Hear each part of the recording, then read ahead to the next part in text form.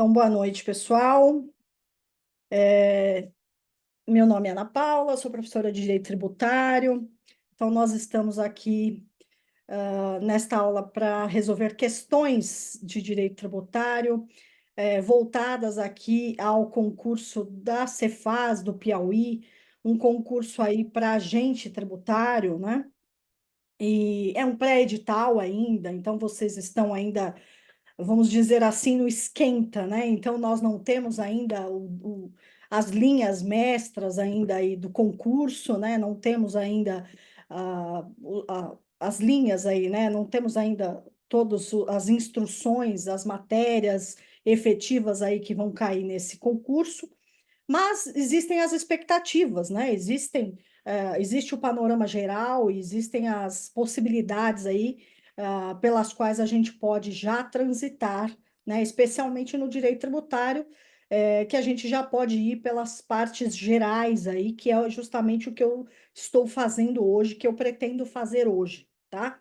Então, aqui eu trouxe, né, 30 questões, então, assim, é bastante coisa, até porque cada questão traz bastante conteúdo.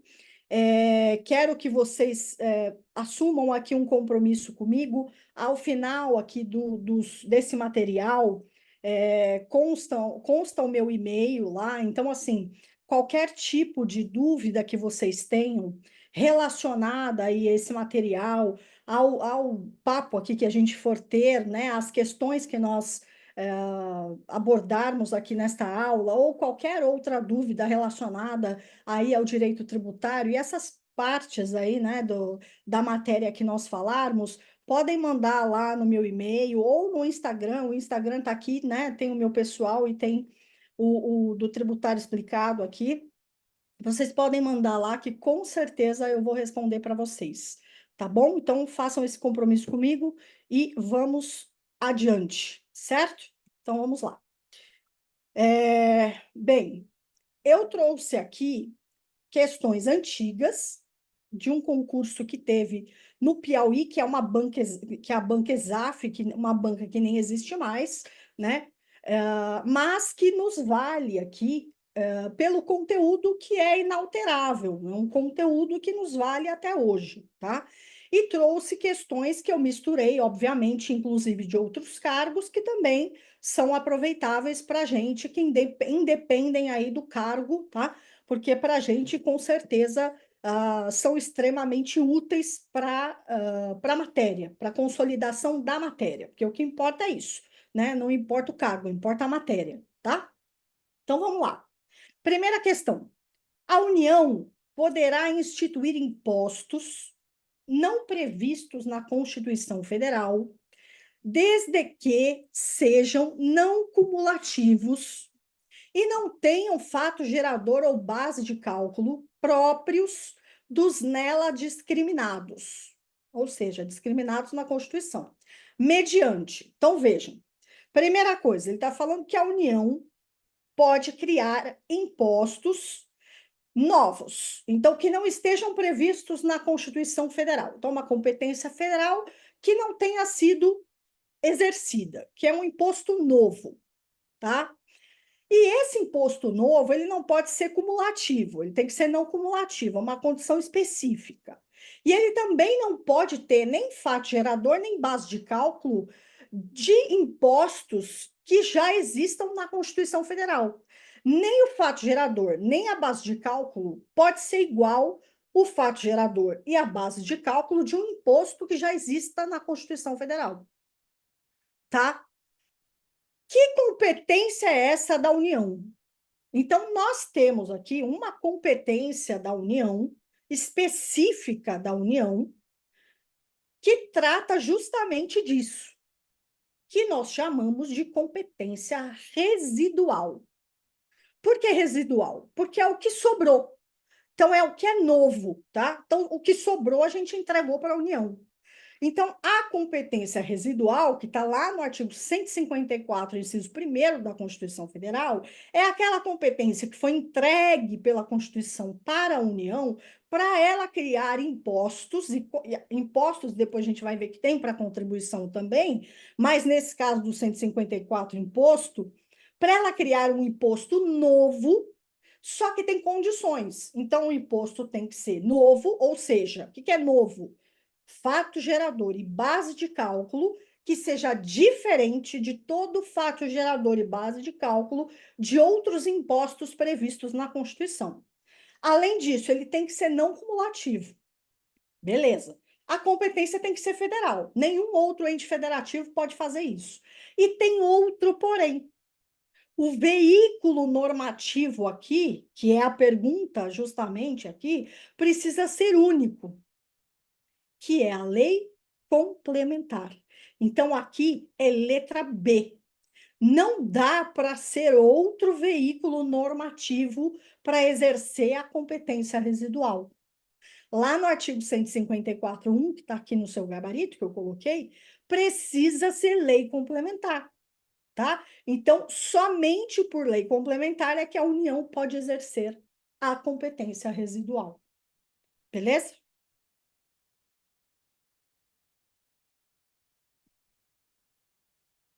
Olá. Eu coloquei aqui só um lembrete para você com relação à questão da legalidade. Para você se lembrar da questão da lei ordinária e da lei complementar, porque isso é muito importante para nós, porque eu acabei de falar de lei complementar. E no direito tributário, o que que a gente tem? A regra de tudo, né? De instituição, de majoração. A regra no direito tributário é a lei, isso a gente já sabe, mas é a lei ordinária. A exceção é a lei complementar. Por quê? Porque a lei complementar é uma lei mais rebuscada, ela tem um processo legislativo mais complexo. Então, ela é uma lei excepcional. Então, essa lei complementar, quando a Constituição Federal ela precisa de lei complementar, ela exige uma lei complementar, ela diz expressamente. Então, aqui nesses casos, então a lei ali o residual eu já mencionei para vocês. Então, aqui eu citei para vocês uma colinha para você lembrar. Por exemplo, quais os tributos que precisam de lei complementar? Isso aqui é muito importante para você lembrar. E isso é muito fácil da gente decorar, tá? Que não é muita coisa. Então, olha aqui, ó.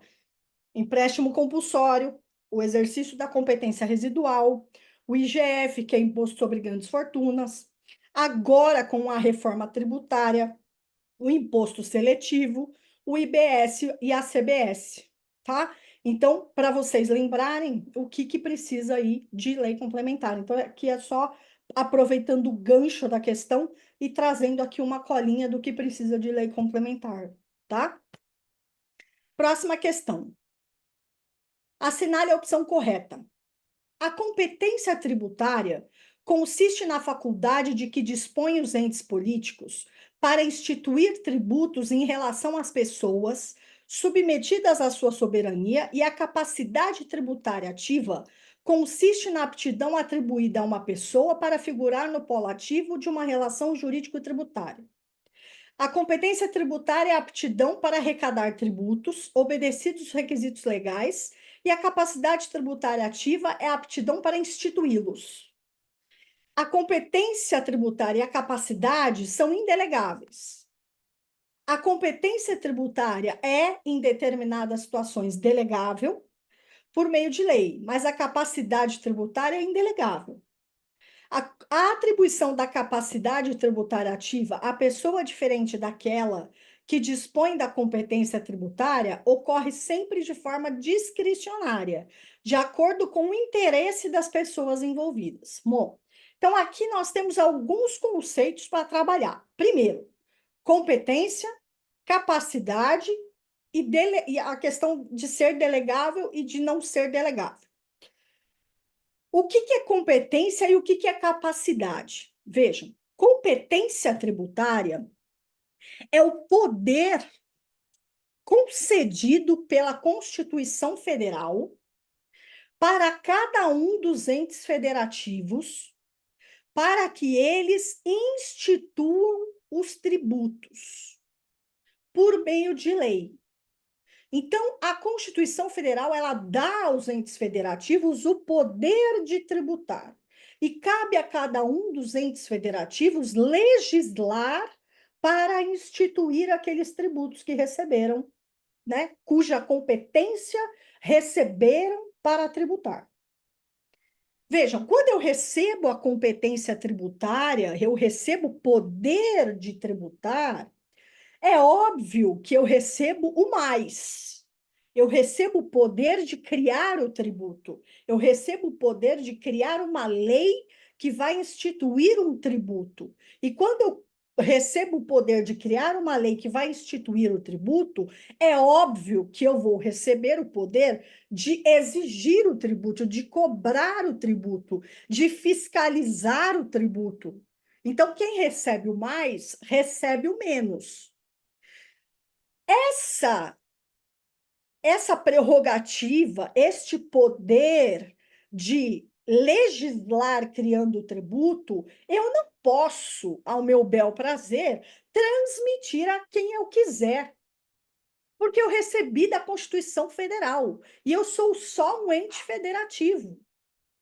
Agora, o poder, a prerrogativa de fiscalizar o cumprimento da obrigação tributária, a fiscalização, né? Pensa em Receita Federal, por exemplo, pensa em INSS, né? Então, que agora é tudo Receita Federal, pensa em Receita Federal, eu posso, tá? Então, vejam, uma coisa é poder de criar o imposto, vamos supor, né? Criar o imposto de renda. Então, eu sou a União, então eu estou criando o imposto de renda.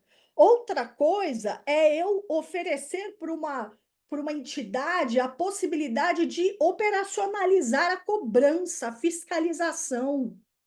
É totalmente diferente, tá? Então, isso aqui a possibilidade de cobrar, de fiscalizar, de arrecadar, é capacidade tributária ativa. Vejam, tem uma disposição na Constituição Federal, acho que, se não me falha a memória, no 147 da Constituição Federal, que diz que pertence ao município 50% da arrecadação do ITR, do Imposto Territorial Rural, tá? Que é federal, mas, né, do imposto ali, do imposto territorial rural, que é cobrado ali naquele local ali do município, né? Naquele território ali que pertence ao município, tá? Então, a arrecadação desse imposto, que é federal, que é cobrado aqui naquele limite territorial daquele município, vai ficar, o dinheiro ali vai ficar com aquele município. Agora, se aquele município resolver arrecadar, né, trabalhar ali para arrecadar aquele ITR, que é federal, 100% da arrecadação vai ficar com aquele município. Agora, o fato de 100% da arrecadação daquele ITR ficar com o município, significa que a competência do ITR foi para o município? Não. O que significa é que a capacidade tributária ativa foi para o município, mas a competência continua com a União, tá? Então, competência é possibilidade de criação de tributo. É o que a Constituição concede. Capacidade tributária ativa é a possibilidade de arrecadar, fiscalizar.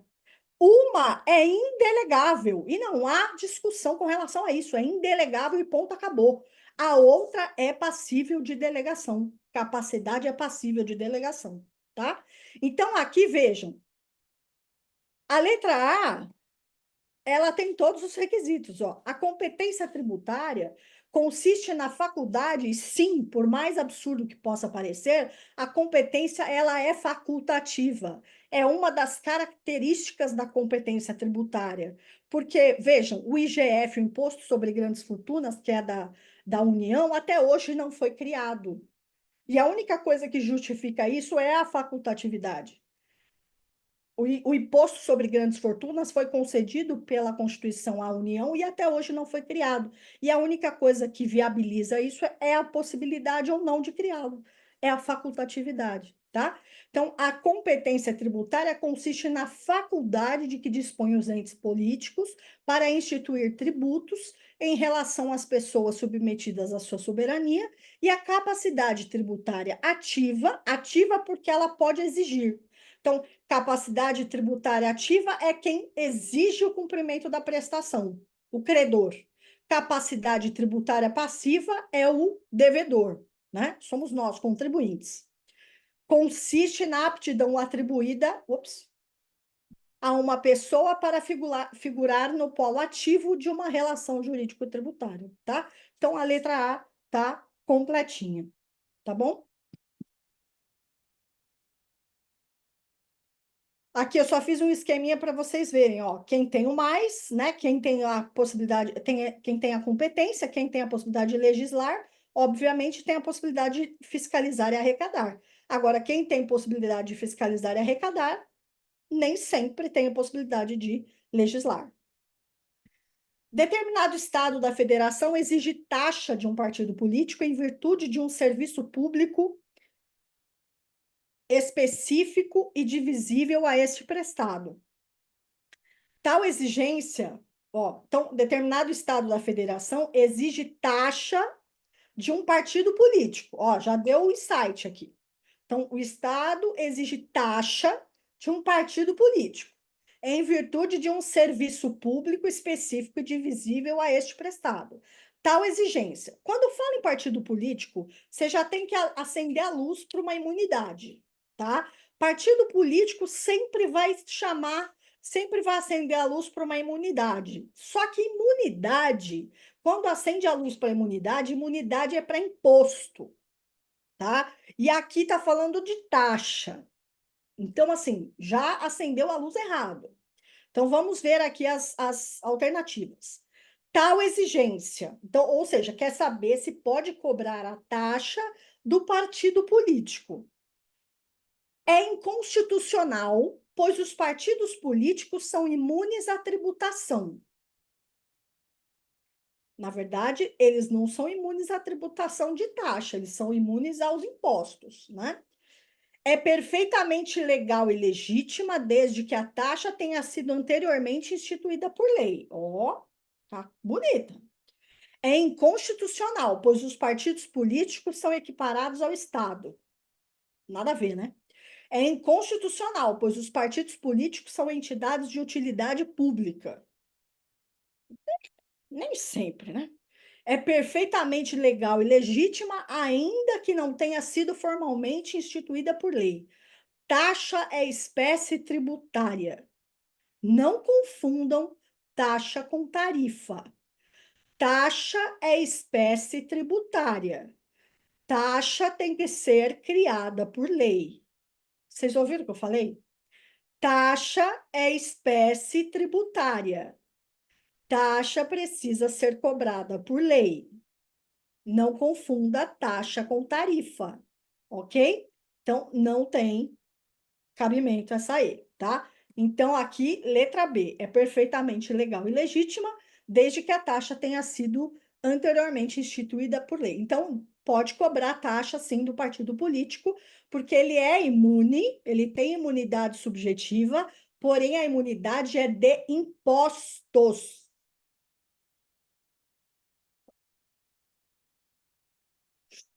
Certo?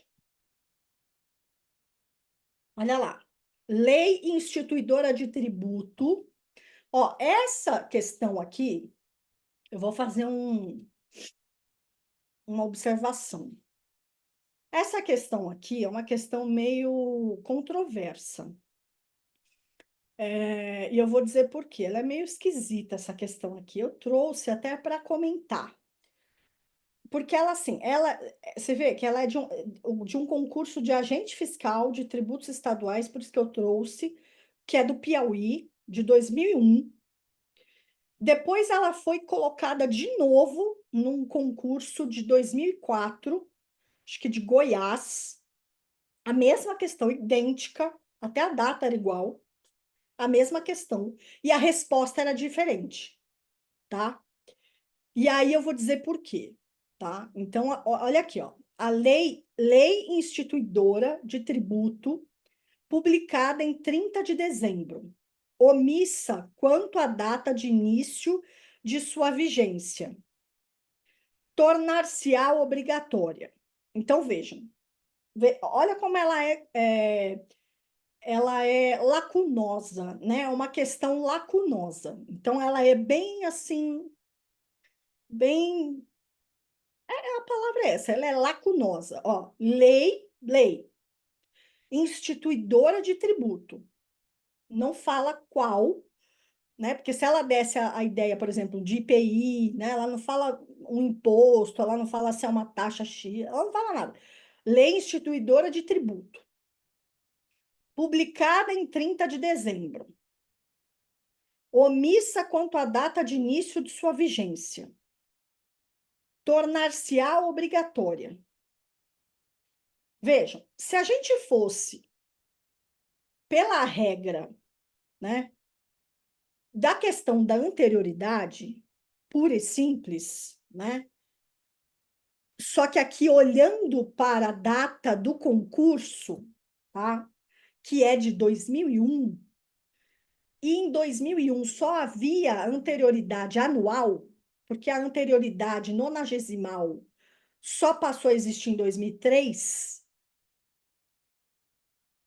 você diria então que seria no primeiro dia do exercício financeiro seguinte, você poderia pensar, né?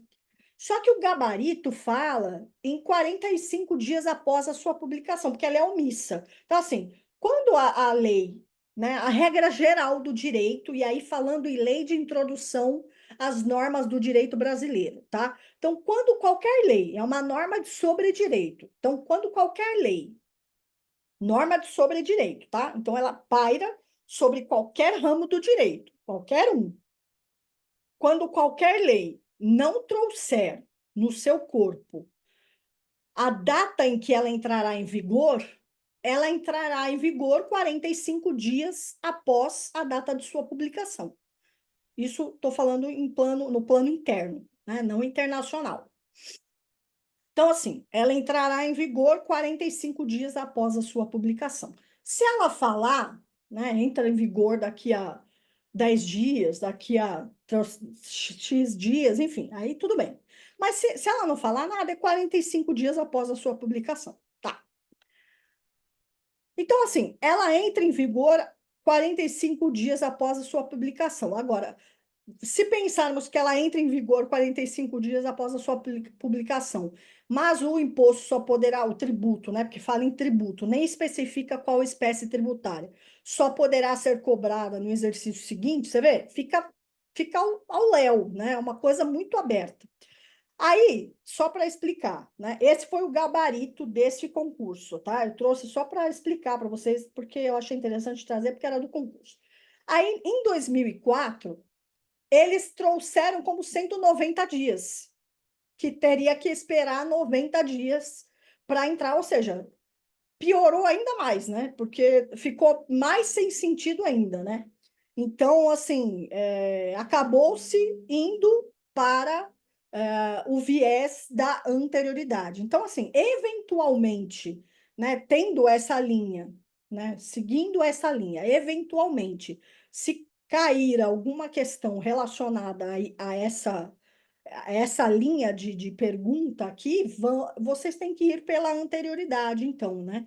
Então, pela linha da anterioridade e não pela linha da lei de introdução às normas do direito brasileiro, né? Assim como foi o último concurso. Então, eles foram pela linha da anterioridade. Eu achei muito esquisita, né? A pergunta ficou muito aberta, não citaram qual era o tributo, não citaram, né? Muito esquisita, mas, enfim, só para deixar registrado, né? Posso até depois mandar para vocês a outra pergunta para vocês terem registrado lá, mas é idêntica, assim. Eu acho que é de Goiás. Se não me falha a memória, é de 2004. Vamos lá. Após a ocorrência do fato gerador, nova lei foi publicada. Então, aconteceu o fato gerador, nova lei foi publicada, aumentando as alíquotas do tributo. Neste caso, o lançamento será regido pela lei em vigor na data. Então, ó, aconteceu o fato gerador, uma nova lei foi publicada, então, posteriormente, né? Aumentando a alíquota do tributo. Ele quer saber o seguinte: o lançamento, quando for feito, ele vai ser regido por qual lei? Pela lei do fato gerador ou pela lei nova que aumentou as alíquotas? Então, veja, fato gerador. O que é fato gerador? É o fato que desencadeou a obrigação tributária, né? É aquele verbo que desencadeia a obrigação de pagar. É a obrigação. Então, por exemplo, circular mercadoria, auferir renda, que mais? Ser proprietário de veículo automotor, que mais? Bom, vários, né? Então, agora não vem na minha cabeça todos os outros. Mas é o verbo, né? O núcleo é o verbo que desencadeia, então, a relação jurídico-tributária. Então, esse núcleo é o fato gerador. Então, ele desencadeia o fato que vai dar aí início à relação jurídico-tributária, ao dever de pagar o tributo, à obrigação tributária. Tá. Aqui suponhamos que a alíquota que era cobrada era 2%. Aí vem uma lei nova e aumenta a alíquota para 5%. Aí eu vou fazer o lançamento aqui nesse momento. Eu vou usar a alíquota de 2 ou eu vou usar a alíquota de 5, que é o momento do lançamento. Veja, a análise que você tem que fazer é a seguinte: o que é o lançamento? Quando eu estou tratando do lançamento, lançamento nada mais é do que a materialização mesmo, de um evento que já aconteceu no passado. Então, quando eu materializo, então suponhamos que seja em um auto de infração, né? O fiscal foi lá e materializou ali num auto de infração, ou num lançamento mesmo, né? Numa notificação de lançamento tributário. Quando ele materializa aquele lançamento tributário, ele está documentando um evento que aconteceu no passado. Então, não faria sentido ele documentar um evento que aconteceu no passado com base numa lei de agora. Porque senão ele estaria pegando essa lei de agora e retroagindo esta lei para o passado. E a Constituição diz que é vedado retroagir essa lei. Existe um princípio que se chama irretroatividade das normas. Você só pode retroagir em benefício, inclusive, né, no direito penal, é retroatividade benéfica, que aqui no direito tributário nós também temos. Você só pode retroagir a lei em benefício do réu lá e aqui em benefício do contribuinte. Fora isso, você não pode. Então, nesse caso, quando o fiscal vai fazer o lançamento tributário, ele não pode fazer o lançamento com base aqui na alíquota desse momento. Ah, professora, mas e se então, por exemplo, nesse caso aqui, a alíquota de lá, né, do passado, fosse 5 e agora a alíquota fosse 2? Então, suponhamos que fosse o contrário. Então, a lei veio e reduziu a alíquota. Fosse o contrário, então fosse benéfico, né? Não houvesse aumentado a alíquota e sim diminuído a alíquota. Ele poderia, então, usar? Não, não poderia. Mas você não falou que poderia retroatividade benéfica? Não, porque para nós, assim como lá no direito penal, e aí por isso que chama penal, não é pena. Então, aqui para nós também. Aqui a retroatividade benéfica só funciona quando é relativo à pena. Só funciona quando é relativo à multa, penalidades. Quando é relativo a alíquotas, não funciona. Então, neste caso, independentemente da mudança da alíquota, não pode mexer.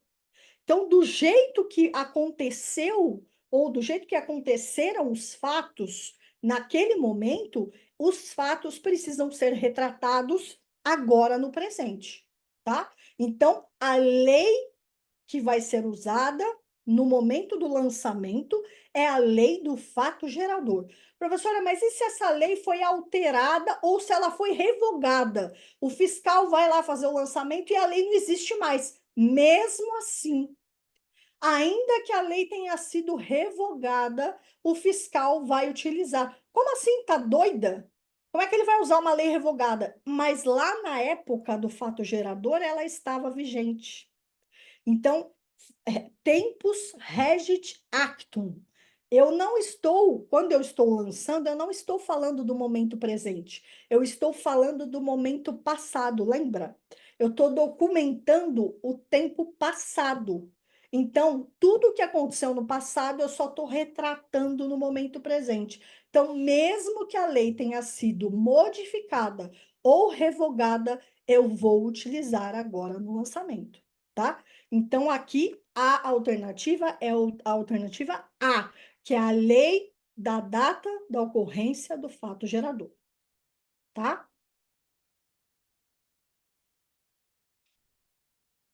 Vamos lá. Não vou ficar passando aqui os artigos, depois vocês olham com calma, tá? Para a gente não perder tempo. No primeiro dia do exercício seguinte àquele em que o lançamento poderia ter sido efetuado, inicia-se o prazo para. Ó, no primeiro dia do exercício seguinte àquele em que o lançamento poderia ter sido efetuado, inicia-se o prazo para. E aí? Vejam, o fisco tem prazo para fazer. Ele está falando em lançamento aqui, né?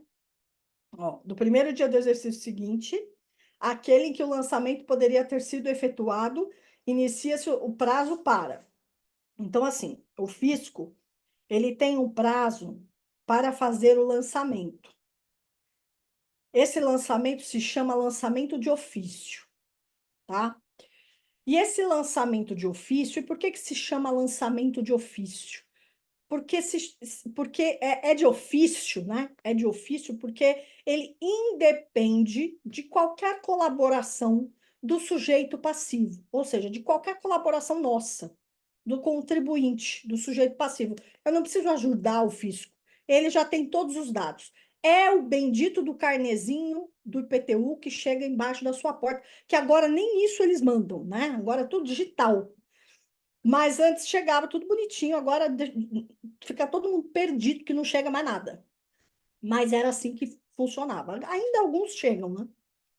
Então é isso, tá? O lançamento de ofício é isso. Então, o fisco faz sozinho, de ofício. Então, ele não precisa de você para nada. Ele vai lá e faz, e manda para você.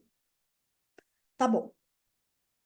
E ele tem qual prazo para fazer esse lançamento de ofício? Bom, quando acontece o fato gerador, então, no momento que acontece o fato gerador, ele tem, desse momento aqui que acontece o fato gerador, ele tem desse ano, né? Vamos pensar assim, do exercício, desse exercício, ele tem do primeiro dia, ó, no primeiro dia do exercício seguinte, a partir do primeiro dia do exercício seguinte a esse ano, começa o prazo de 5 anos para ele poder fazer esse lançamento. Então, da data do fato gerador, da data do fato, né? Da data do fato gerador, desse exercício aqui em que aconteceu o fato gerador, a partir do primeiro dia do exercício seguinte a esse, começa o prazo de 5 anos para o fisco fazer o lançamento de ofício. Claro que existem tributos que são sujeitos a lançamento por homologação, inclusive a maioria deles, Não vou entrar nisso, porque senão a gente não vai acabar nunca, mas, né? Mas vamos parar nesse de ofício. Mas nesse caso do lançamento de ofício, esse é o prazo, que está lá no 173 do CTN. Então, ele tem esse prazo de 5 anos para fazer esse lançamento de ofício. E como é que chama esse prazo? Prazo para lançar é prazo de decadência. Prazo para cobrar é prazo de prescrição. Então, o fisco nunca pode perder o prazo para cobrar enquanto ele não lançar, certo? Então, assim, prazo para lançar é prazo de decadência. Prazo para cobrar é depois de ter lançado. Então, que é o prazo para cobrar judicialmente, que é o prazo de execução fiscal, por exemplo, certo? Então, prazo para lançar, que é para constituir o crédito tributário, é prazo de decadência. Prazo para cobrar é prazo de prescrição, que aí é ação judicial. Então, nesse caso aqui, ele está perguntando, ó, ele está falando o seguinte, ó, em que o lançamento inicia-se o prazo, ele está falando em quê? Ele está falando em lançamento, ó. Então, ele está falando em quê? Decadência, tá? Certo? Então, ele está falando em decadência aqui, ó. Ok? Então, é letra D, decadência. Aí eu coloquei um 731 aqui para vocês verem que é o do lançamento de ofício, tá? Olha lá. A anistia tributária atinge. A anistia tributária atinge os atos praticados com dolo, os atos praticados com simulação, os atos praticados com fraude, os atos praticados em lei como contravenção, as penalidades provenientes de infrações às leis tributárias. Pessoal, o que é anistia? Anistia é perdão. Quando você anistia, você perdoa. E anistia é perdão de multa. Você tem anistia e remissão. Anistia é perdão de multa, remissão é perdão de crédito tributário, de tributo, tá? Então, anistia aqui, você vai anistiar o quê? As penalidades provenientes de infrações às leis tributárias. E essas outras alternativas aqui são justamente as exceções que não abrangem, tá? Então, aqui, ó, não se aplicando, ó, você vai ver aqui, ó, não se aplicando justamente nas outras alternativas, aos atos qualificados em lei, como crimes, contravenções, dolo, fraude, simulações. Ou seja, a anistia é perdão de penalidade, ou seja, de multa, né? Penalidade proveniente de infração à lei tributária, multa, tá? João Locador, essa aqui é ótima. Essa aqui é muito comum. João Locador firmou contrato de locação residencial com Maria, locatária, inserindo no contrato uma cláusula que transferia a responsabilidade tributária do recolhimento do IPTU e da taxa do serviço de coleta domiciliar de lixo perante o fisco municipal para o locatário. Após firmado o contrato, João enviou cópia do contrato para a Secretaria Municipal da Fazenda, para a Prefeitura, para a ciência do órgão fazendário.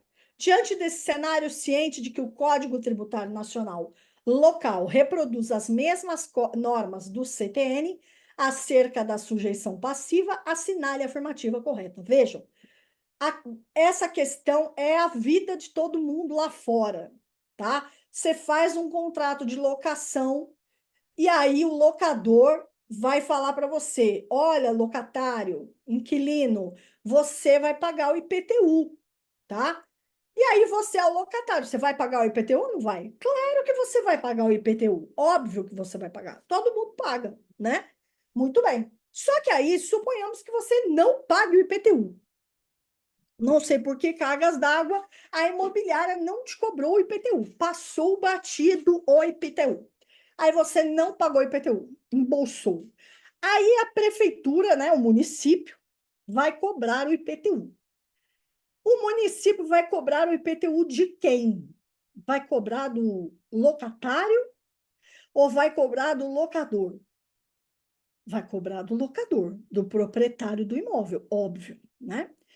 Aí o seu locador, o seu fulano aqui, né, o seu João, ele vai furioso lá na prefeitura e leva o contratinho e fala: "Não, senhor, eu trouxe aqui o contrato, ó. Tá aqui, ó, protocolo, e eu disse para vocês que tenho lá um inquilino e eu dei ciência para vocês aqui que ele está morando lá e que ele é o responsável pelo pagamento." Aí o funcionário da prefeitura diz a ele: "Meu senhor, eu sinto muito, mas esse contrato para a prefeitura e para o município não vale nada." Por que que não vale nada, meus amigos? Porque o artigo 123 do Código Tributário Nacional diz que as convenções particulares não são oponíveis ao fisco.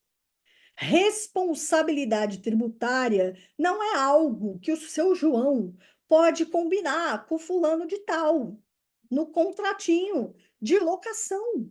Isso é matéria de lei. Então, a gente não pode combinar no contratinho de locação e ir lá reconhecer firma. Isso a gente faz no âmbito privado, óbvio, isso é convenção social, não tem problema nenhum. Agora, perante o fisco, não muda nada. A responsabilidade continua sendo do proprietário do imóvel. É ele quem pratica o fato gerador. Qual o fato gerador? Ser proprietário de bem imóvel, certo? Então, aqui, ó, a alternativa correta é: tal transferência de responsabilidade tributária pelo recolhimento dos tributos prevista nesse contrato não é oponível ao fisco municipal. Ah lá, CTN, artigo 123, tá? Vamos lá. A sociedade empresária XYZ é devedora de tributos federais, estaduais e municipais, respondendo a diversas ações de execução fiscal perante a Justiça Federal e a Justiça Estadual para a cobrança de tais valores. Contudo, seu patrimônio não bastará para solver todas as dívidas tributárias com todos os entes federados criadores tributários. Diante dessa situação, e à luz do entendimento do Supremo, assinale a alternativa correta. Só que é uma ótima questão para cair e é muito fácil de lembrar, tá? O que que acontece aqui, meus queridos? Aqui havia há um artigo no CTN que prevê uma preferência entre os entes federativos no recebimento dos créditos. Então, você veja ali pelo enunciado, então, as empresas, por exemplo, a empresa tinha muitos débitos perante todas as fazendas, e aí pensava-se, né? E agora, né? Tem débitos perante todas as fazendas, federal, estadual e municipal. Como é que vai fazer? Quem é que vai receber primeiro? E vai para o município, por exemplo, não vai sobrar nada para o município, né? Como é que vai fazer para fazer essa divisão? Vai ser uma divisão igualitária? A União vai receber tudo primeiro, né? Como é que isso é feito? Então, o que que se fazia? Havia um rateio, né? Segundo o artigo lá do CTN, só que isso nunca era feito de uma maneira isonômica, vamos pensar assim. E isso foi levado muito tempo à discussão e foi discutido e ele foi considerado não recepcionado, né? O artigo aqui foi considerado não recepcionado pela Constituição por uma decisão aqui do STF, numa DPF, tá? Então, esse artigo, que é o artigo 187 aqui, ó, esse concurso de preferência vocês eliminem. Então, se cair na prova de vocês algo dessa natureza, considerem esta resposta. Então, segundo essa DPF do STF, esse artigo 187 aqui, ele foi considerado pelo STF como não recepcionado pela Constituição Federal de 88, tá? Esse julgado é de 2021. Então, esse artigo 187 perdeu o efeito, certo? Então, não existe mais essa questão de preferência. Muito bem. O Estado X publicou uma lei que determina a isenção de IPVA para os proprietários de veículos automotores com deficiência auditiva que estejam aposentados, desde que comprovada a deficiência por meio de uma junta médica oficial.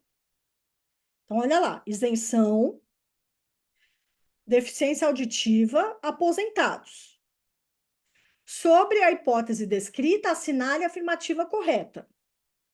Os proprietários de veículos com deficiência motora, visual ou mental, por analogia, poderão requerer a extensão do benefício fiscal. A referida lei deve ser interpretada literalmente. Portanto, somente aqueles com deficiência auditiva e que sejam aposentados poderão se beneficiar da isenção. É possível a interpretação extensiva da referida norma para beneficiar o deficiente auditivo, ainda que se encontre no exercício da atividade laboral. A referida norma é inconstitucional por violar o princípio da isonomia. Em razão do princípio da justiça social, a interpretação da lei tributária deve ser extensiva. Então, vejam, aqui nós temos uma isenção. Então, o que é uma isenção? Isenção é um benefício legal, diferente da imunidade, que é constitucional. No tocante à isenção, existe uma retirada, por meio de lei, da carga tributária. Então, pode ser uma isenção que dure um certo período, pode ser uma isenção geral, né, para todo mundo, pode ser uma isenção por uma certa categoria, pode ser uma isenção por certas condições que precisam ser preenchidas, por um certo lapso temporal, enfim, ela preenche determinadas condições, pode variar, tá?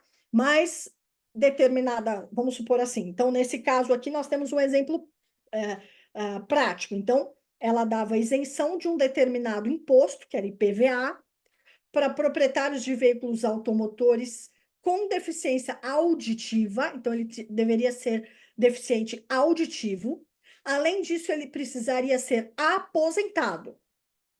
E ele precisaria comprovar a deficiência por meio de junta médica oficial. Então, todos esses requisitos precisariam estar comprovados para ele conseguir a isenção, tá? Então, era uma isenção condicionada, não é uma isenção geral, é uma isenção condicionada, específica e condicionada. Vejam, toda isenção, ela é um benefício que implica em uma, como que eu vou dizer, uma retirada, né, uma renúncia, vamos dizer assim, por parte do ente federativo de uma parte da arrecadação. Então, eu deixo de arrecadar uma parte que eu poderia arrecadar, em benefício, lógico, em prol de uma pessoa ou de um grupo de pessoas, enfim, né, por um motivo que, óbvio, tem lá um motivo determinado, mas eu abro mão de uma parte de uma parte da arrecadação. Se eu estou abrindo mão de uma parte da arrecadação, eu não posso interpretar isso, que esse benefício, de uma maneira extensiva, alargando isso para outras hipóteses. Não. Então, todo benefício, ele precisa ser interpretado de maneira estreita e literal, porque ele implica em tolher a arrecadação, ele implica em diminuir a arrecadação. Então, eu não posso, não há permissão no nosso ordenamento jurídico de interpretar benefícios, isenções, reduções, né, de carga tributária de maneira extensiva, mas sim literal. Então, nesse caso, não há autorização. Eu devo interpretar de maneira literal. Eu não posso de maneira análoga, por exemplo, não é auditiva. Por exemplo, ele é aposentado, mas não é deficiência auditiva, é deficiência visual, ou nesse caso não, né? Mas é deficiência motora, ou é deficiência mental. Então, não cabe, porque aqui é deficiência auditiva. Então, é só deficiência auditiva, tá? Então, aqui, ó, o nosso gabarito é B. A referida lei deve ser interpretada literalmente, portanto, somente aqueles com deficiência auditiva e que sejam aposentados poderão se beneficiar da isenção. Então, é aquele lá e só aquele lá que pode se beneficiar da isenção. Ok? Então, o 111 aqui deixa muito claro. Interpreta-se literalmente a legislação tributária que disponha sobre outorga da isenção. Considere que a União, por meio de decreto do Presidente da República, publicado em abril deste ano, majorou a alíquota do IPI. Ó, já temos alguns dados, vou até pintar aqui, ó. Decreto, abril, majorou a alíquota do IPI de diversos produtos nos limites estabelecidos em lei. A referida alteração entrou em vigor 30 dias após a publicação do decreto. Sobre a hipótese descrita, considerados os princípios gerais tributários, assinale a alternativa correta. Houve violação aos princípios da anterioridade anual, da anterioridade nonagesimal e legalidade. Muito bem. IPI, ele está tratando de IPI, tá? IPI, ele obedece à anterioridade anual? IPI não obedece à anterioridade anual. Veja, nós temos anterioridade anual e anterioridade nonagesimal. Nem todos os tributos obedecem os dois. A regra é que se obedeçam ambos. Então, o que significa isso, né? Os tributos, quando eles são instituídos e majorados, eles só podem ser cobrados no exercício seguinte, desde que respeitado o mínimo de 90 dias, tá?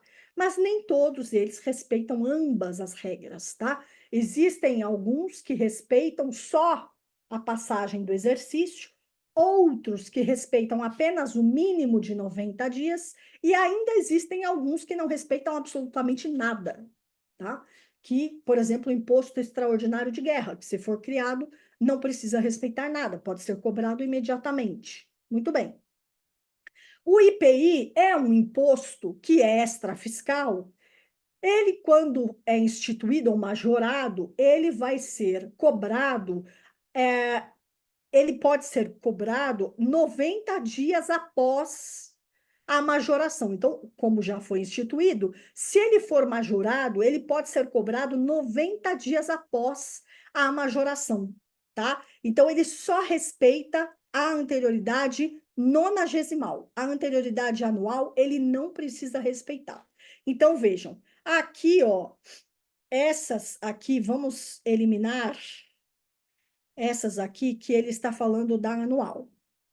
Então, anterioridade anual, ele não respeita. Houve violação ao princípio da anterioridade anual? Não, porque ele não respeita a anterioridade anual. IPI não se submete à anterioridade anual. Tá certo. Houve violação ao princípio da anterioridade nonagesimal. E aí, houve? Vamos lá. Ó, foi publicado em abril, né? O decreto foi publicado em abril. E entrou em vigor 30 dias após. Não pode, né? Houve violação, porque é 90, tá? Não há violação ao princípio da legalidade. Pode ser por decreto? E aí, vamos aguardar essa aqui. O IPI não se submete à anterioridade anual. Não mesmo. Houve violação aos princípios da nonagesimal e da legalidade. E aí, legalidade?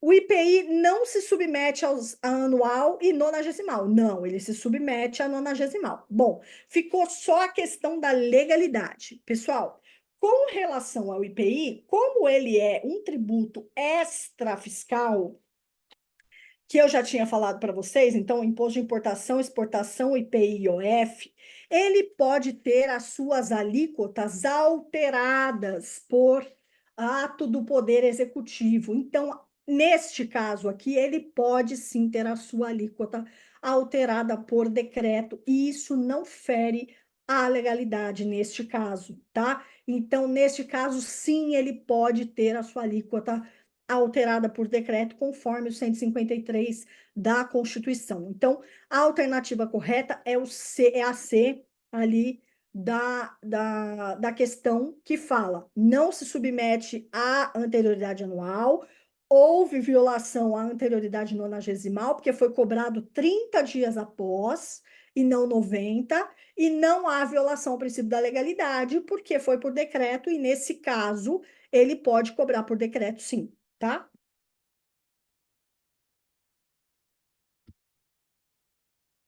E aí? Deixa eu ver onde que vocês estão aqui, porque eu não sei nem onde é que está o chat, meu Deus do céu.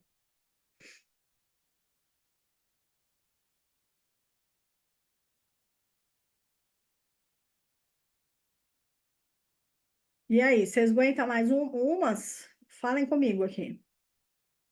Agora eu achei. Ok, isso é o que eu encontrei na Não, internet você não, sobre. Siri. Falem comigo aqui no chat, por favor. Aceito. Pode mandar. Pode ir, pode ir. Falem aí, falem aí. Joana, posso ir? O pessoal tá vivo aí? Fala comigo, gente. Eu não tô vendo a carinha de vocês. Se eu não vejo a carinha de vocês, vocês podem estar dormindo, vocês podem estar desmaiados, vocês podem estar, sei lá, eu o que que vocês podem estar. Eu não tô vendo. É difícil quando a gente não tá vendo, entendeu? Vocês podem estar debaixo da coberta, comendo pipoca. Vá até,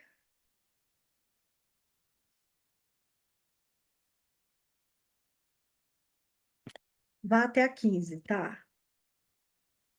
Peraí, deixa eu ver. Aí tem um negócio aqui que eu não tô enxergando.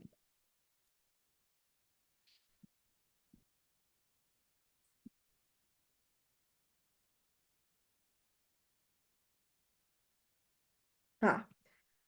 Bom, foi determinado aqui que eu vá até a 15. Então, nós vamos até a 15, povo. Então, vamos embora, vai. Vamos embora até a 15. Vamos lá. Ó, é... boa, essa aqui é boa. Ó, a Receita Estadual de Minas Gerais, por meio de alteração legal, conseguiu, a partir de julho de 2022, um cruzamento de dados mais eficiente para apuração do ICMS devido pelas empresas.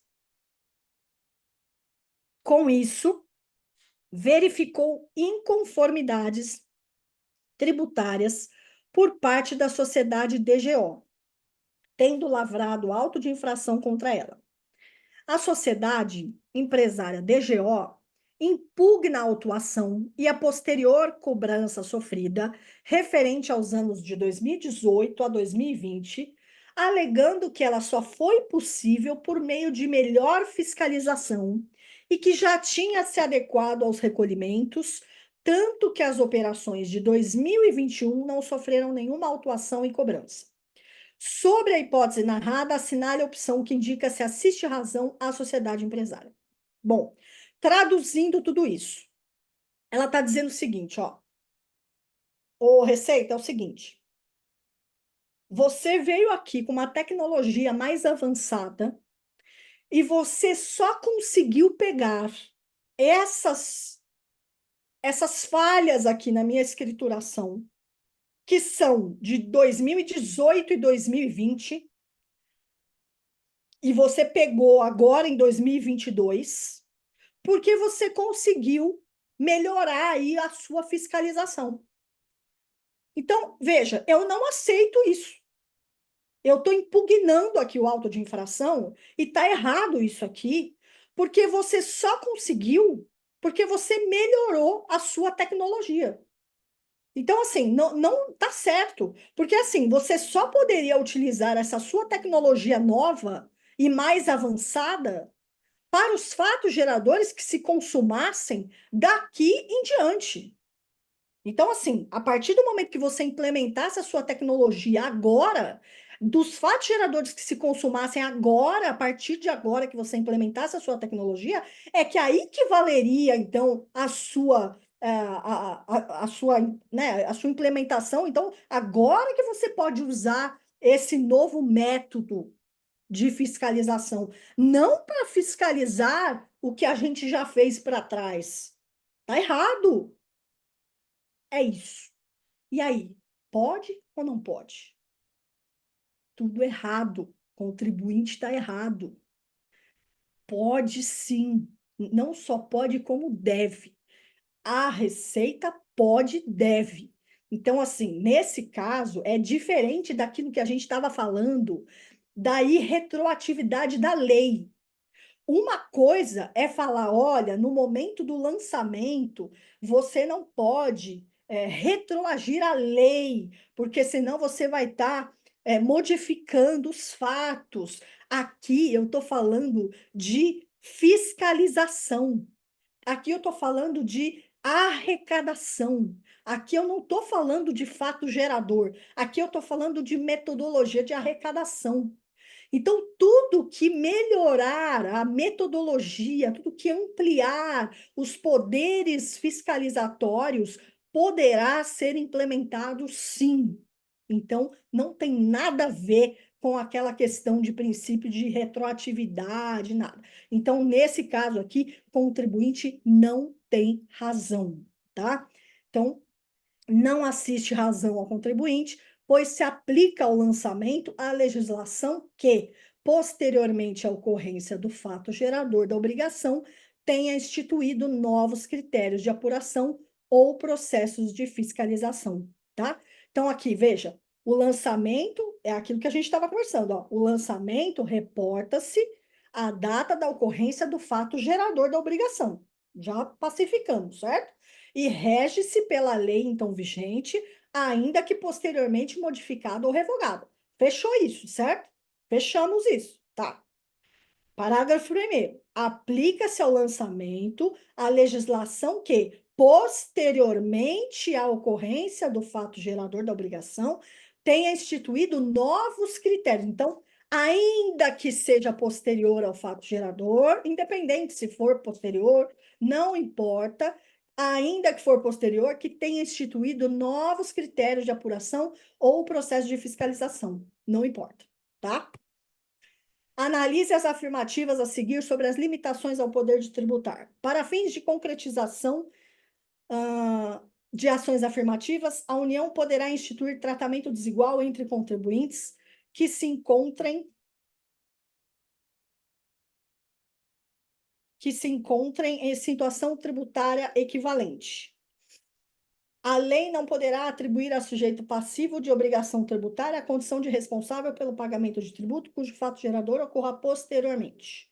Para fins de combate à guerra fiscal, os estados, Distrito Federal e municípios podem estabelecer diferença tributária entre bens e serviços em razão de sua procedência ou destino. Então, vamos lá. Para fins de concretização de ações afirmativas, a União poderá instituir tratamento desigual, então veja, desigual entre contribuintes que se encontrem em situação tributária equivalente. A própria afirmação já está dizendo a resposta, né? Instituir tratamento desigual entre contribuintes que se encontrem em situação equivalente. Então, já está dando a resposta, né? Aqui, ó, a lei não poderá atribuir ao sujeito passivo a obrigação tributária. Vamos para o gabarito, que é mais fácil, ó. Eita. O que aconteceu aqui? Ah. Eita. Aqui, ó. É mais rápido. Ó. Instituir tratamento desigual. Então, né? A lei poderá, ó, a lei poderá. Então, aqui tá, ó. A lei não poderá atribuir sujeito passivo. Aqui, gente, ó. Esse caso aqui da lei não poderá atribuir a sujeito passivo de obrigação tributária a condição de responsável pelo pagamento de tributo cujo fato gerador ocorra posteriormente, esse caso é de substituição tributária, tá? Então, assim, sim, há a possibilidade de se atribuir a responsabilidade tributária a outra pessoa, isso, lógico, a lei, né? Atribuir a responsabilidade tributária a outra pessoa de um fato gerador que ocorrerá após, né? Posteriormente. Isso se chama substituição tributária para frente. Então, é uma substituição tributária, ou seja, é uma responsabilidade que, por um tributo, por um fato gerador que ainda irá acontecer, que na verdade poderá acontecer, tá? Então, haverá uma antecipação de um pagamento, um recolhimento antecipado de um tributo, cujo fato gerador ainda poderá acontecer no futuro. Então, aqui, você vê, a lei poderá atribuir ao sujeito passivo de obrigação tributária a condição de responsável pelo pagamento de um imposto, cujo fato gerador deva acontecer posteriormente. Então, ele paga o imposto antecipadamente, mas o fato gerador poderá acontecer. Isso acontece muitas vezes em questão de combustível, né? Mas é uma questão super complexa e demorada que não compensaria eu tratar aqui, né? Se alguém quiser mais algum detalhamento, pode me pedir que eu posso conversar com vocês, tá? Mas sim, poderá, tá? E aqui no 152, que aqui fala, né? Para fins de combate à guerra fiscal, que eles podem estabelecer diferença tributária. Não, tem um artigo expresso na Constituição 152 que é vedado que eles estabeleçam essa diferença tributária, tá? 152 da CF. Penúltima. Acerca da administração tributária, analise as afirmativas a seguir. O intercâmbio de informação sigilosa no âmbito da administração pública será realizado mediante processo regularmente instaurado e a entrega será feita pessoalmente à autoridade solicitante mediante recibo que formalize a transferência e assegure a preservação do sigilo. Muito bem. Não é vedada a divulgação de informações relativas à inscrição de dívida ativa da Fazenda Pública. Para preservar o sigilo das investigações, é proibida a divulgação de informações relativas às representações fiscais para fins penais. Então, aqui nós temos apenas a 1 e a 2 que estão corretas, né?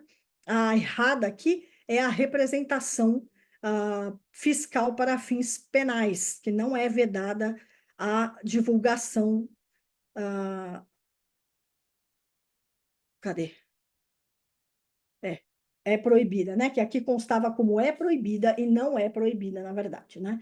Não é vedada a divulgação de informação relativa a representações fiscais para fins penais. Então, apenas essa que estava incorreta. E a última. Depois vocês leem com calma os gabaritos aí. Se vocês tiverem dúvida, mais uma vez, mandem e-mail, tá? A legislação tributária brasileira prevê o depósito do montante integral do tributo e sua consignação em pagamento. Assinale a opção que indica as diferenças entre essas modalidades. Então, veja, depósito do montante integral é forma de suspensão da exigibilidade do crédito tributário. Quem deposita não quer pagar, quem deposita quer discutir. Quem deposita não está pagando, quem deposita quer se defender.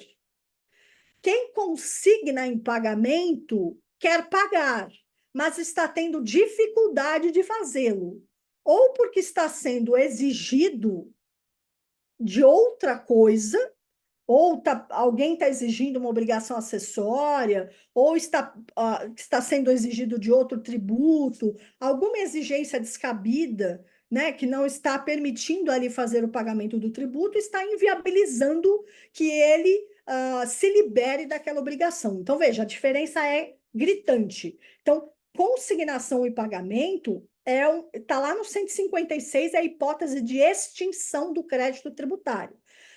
Depósito do montante integral está no 151 do CTN, a hipótese de suspensão da exigibilidade do crédito. Quem deposita não quer pagar, quem deposita quer discutir. Quem consigna quer pagar, só não paga porque está tendo dificuldade para fazê-lo. Vejamos aqui as alternativas. Então, indica as diferenças. A. O depósito do montante integral suspende o crédito tributário e a consignação o extingue. Este exige outros fundamentos, tais como a subordinação do pagamento do tributo ao pagamento de outro ou ao cumprimento de obrigação acessória. É isso mesmo.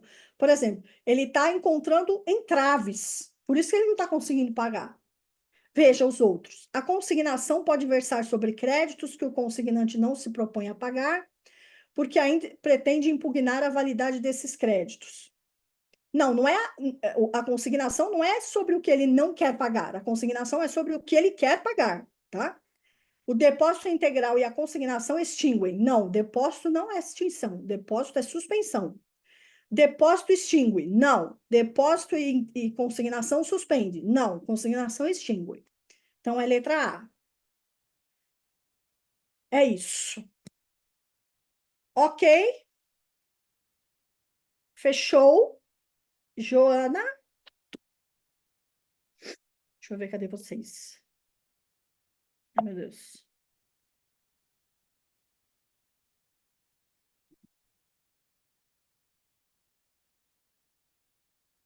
Eu fiz. Tudo ok, pessoal?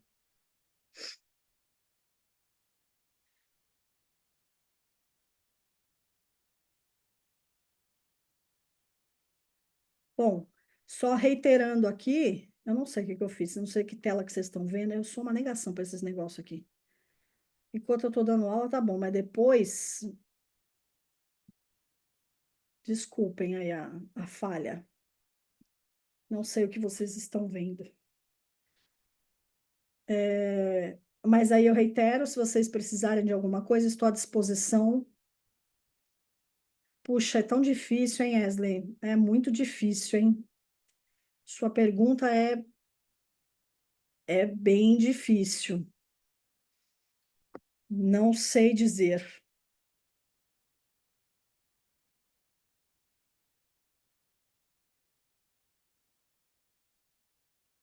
Vamos fazer umas pesquisas.